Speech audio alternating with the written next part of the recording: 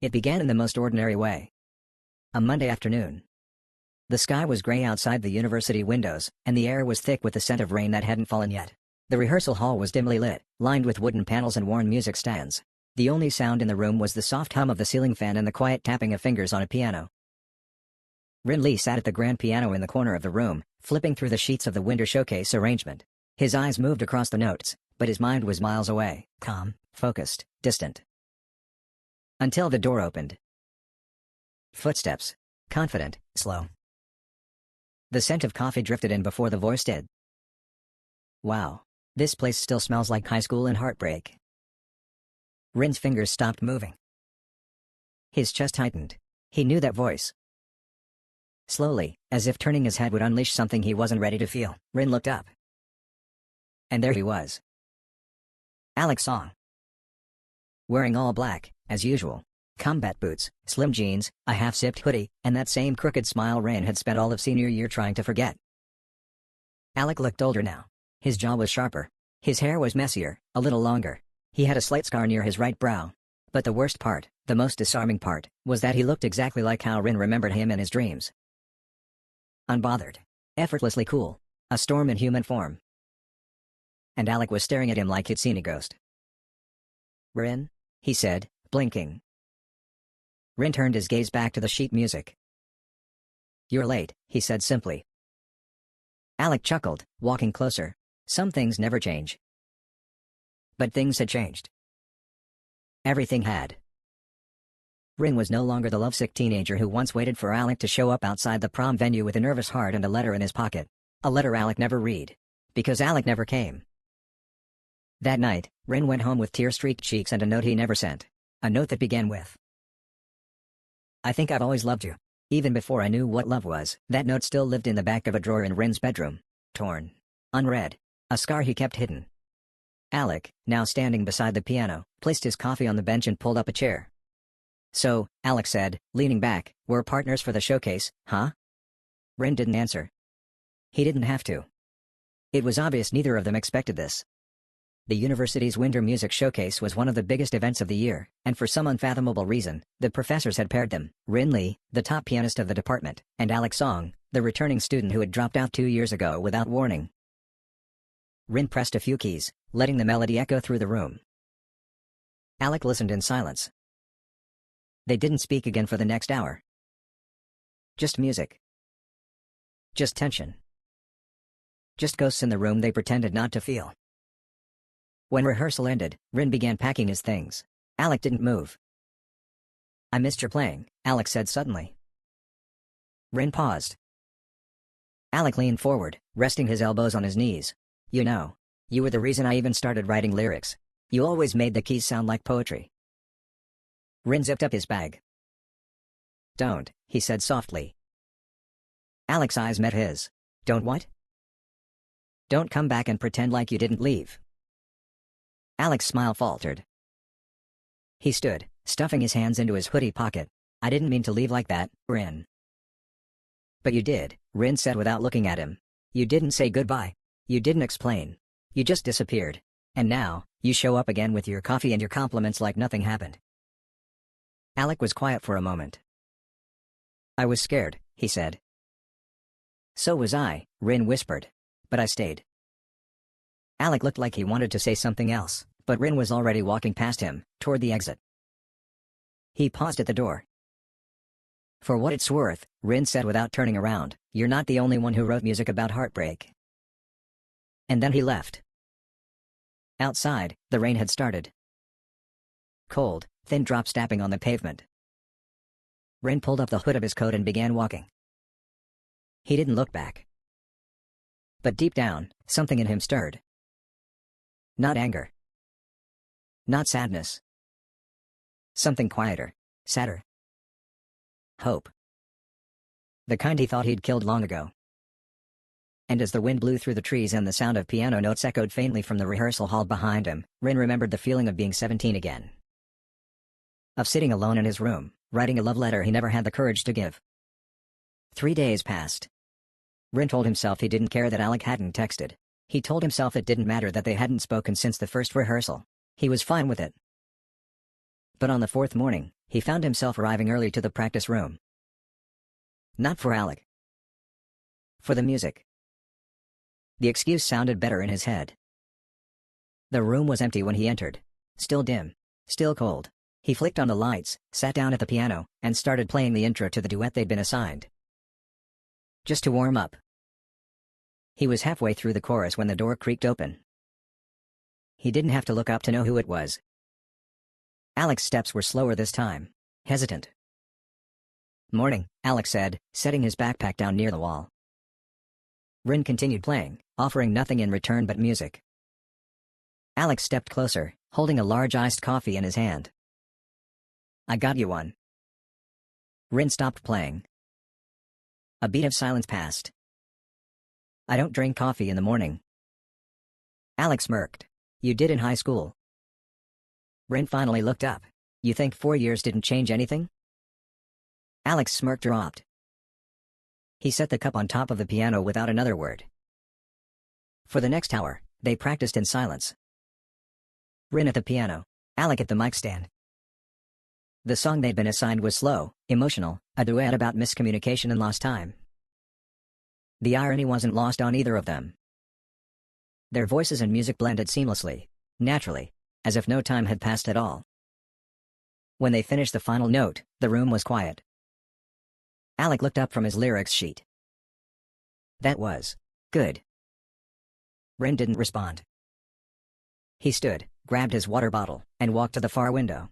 Outside, students were walking by, umbrellas overhead as light rain started to fall. Behind him, Alec spoke again. This time quieter. "You really aren't gonna talk to me, huh?" Rin kept his eyes on the window. "About what?" "You know what?" "No," Rin said. "I don't." He turned around slowly, eyes sharp. Behind him, Alec spoke again. This time quieter. "You really aren't gonna talk to me, huh?" Rin kept his eyes on the window. "About what?" "You know what?" "No," Rin said. "I don't." He turned around slowly, eyes sharp. "Am I supposed to ask why you left? Am I supposed to pretend like I didn't wait for you in front of that venue? In a suit. With a note in my pocket?" Alec's mouth opened, but no sound came out. Rin stepped closer. "I waited for you until they started taking down the decorations." Alec's hands tightened at his sides. "I know," he whispered. Rin stared at him. "What?" "I was there," Alec said, barely audible.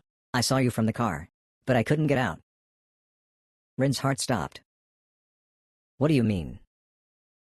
Alec looked away, his voice cracking. "My dad found the letter. The one I wrote back. He showed up the night of prom. Dragged me home. Said if I went to see you, he'd pull me out of school." Rin's chest tightened. "You're lying." "I'm not." Silence fell over the room again. Rin backed away. "You could have called. Texted. Anything." "I was scared," Alec said. Rin's laugh was bitter. "We all were scared, Alec. But I still showed up." Alec looked like he was about to step forward, then stopped himself. "I'm sorry," he said, softly. But Rin didn't want to hear it. Not yet. He picked up his bag and walked to the door.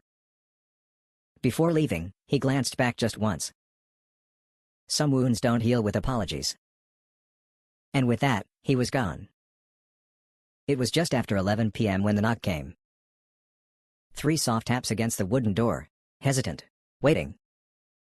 Rin was sitting on the floor of his apartment, blanket wrapped around his shoulders, a half-finished cup of tea beside him and his laptop screen glowing in the dark. He had just started writing something small and angry and full of feeling, when the knock pulled him back into reality.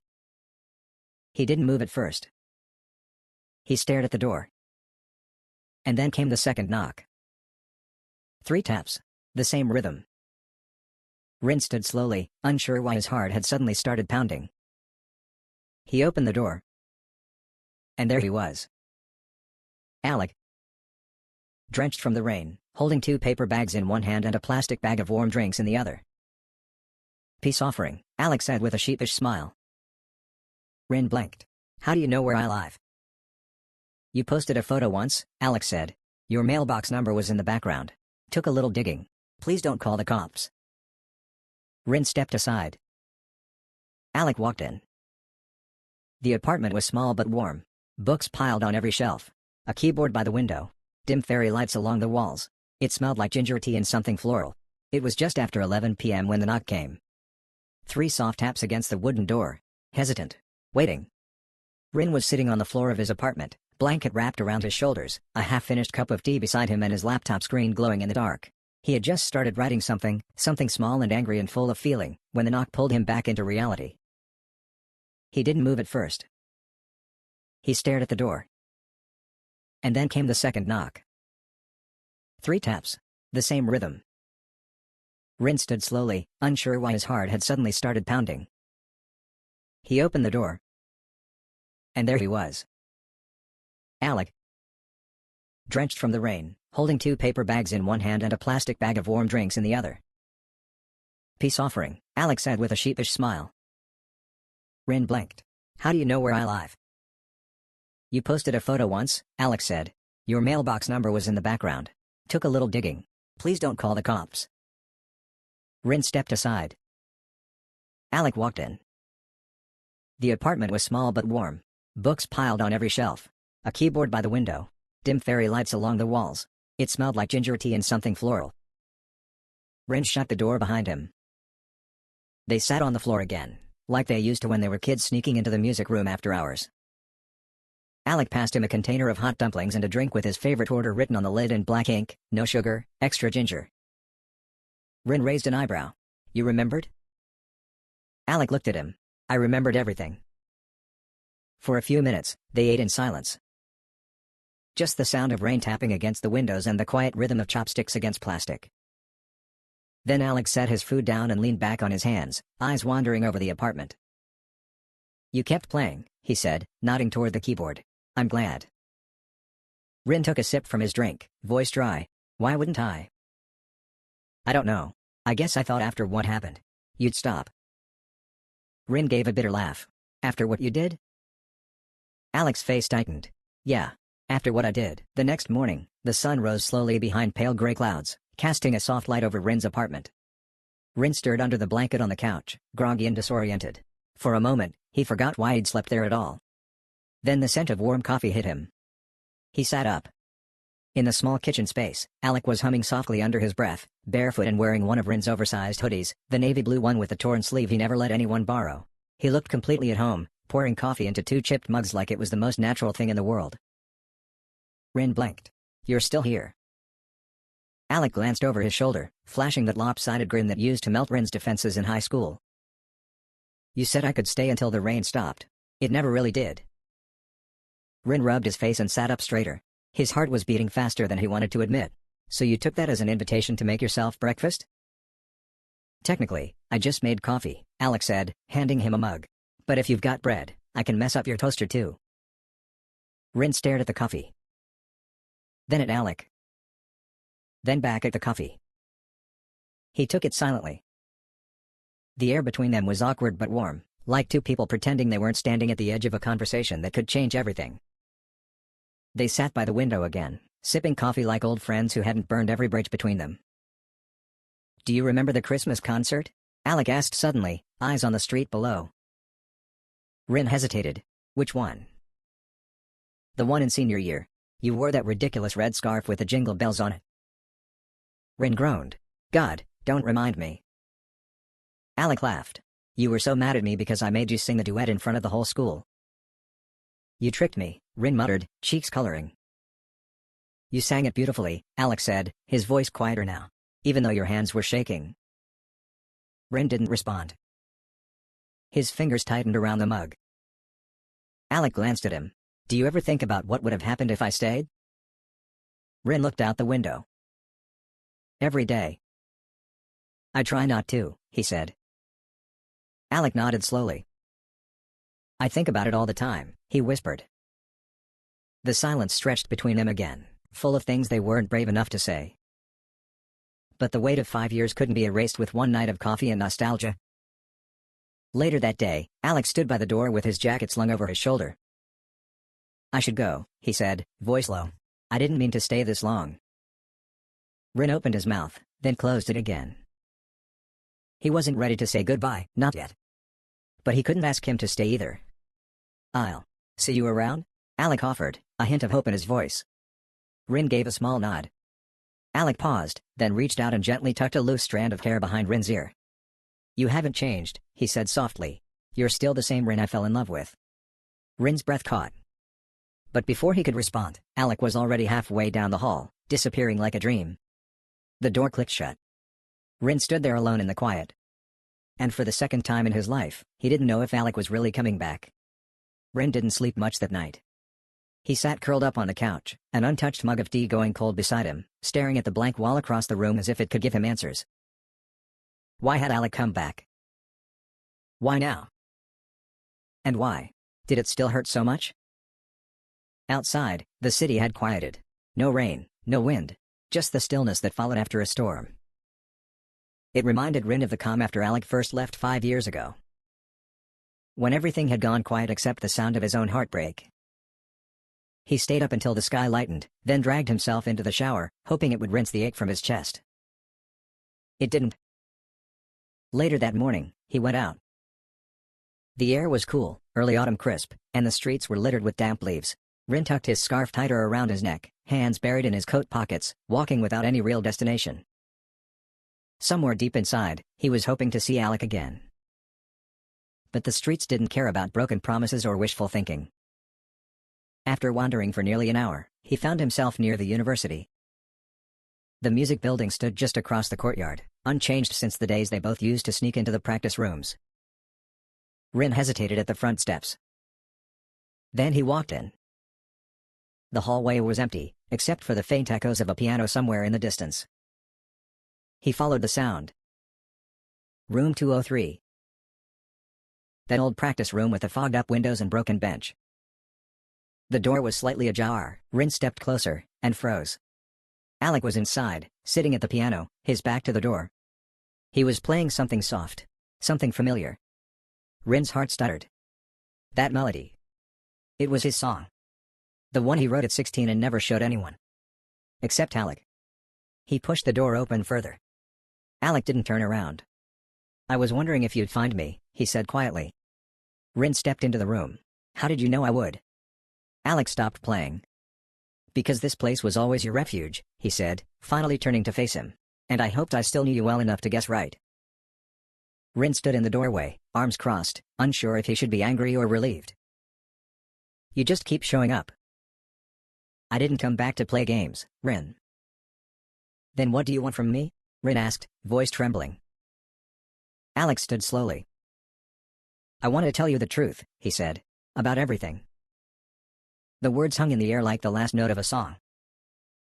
Rin clenched his fists. "You left without a word. You made me believe I meant nothing. You can't just walk back in and expect me to listen." "I know," Alec said, stepping closer. "But I never stopped thinking about you. And I never wanted to leave." Rin turned away.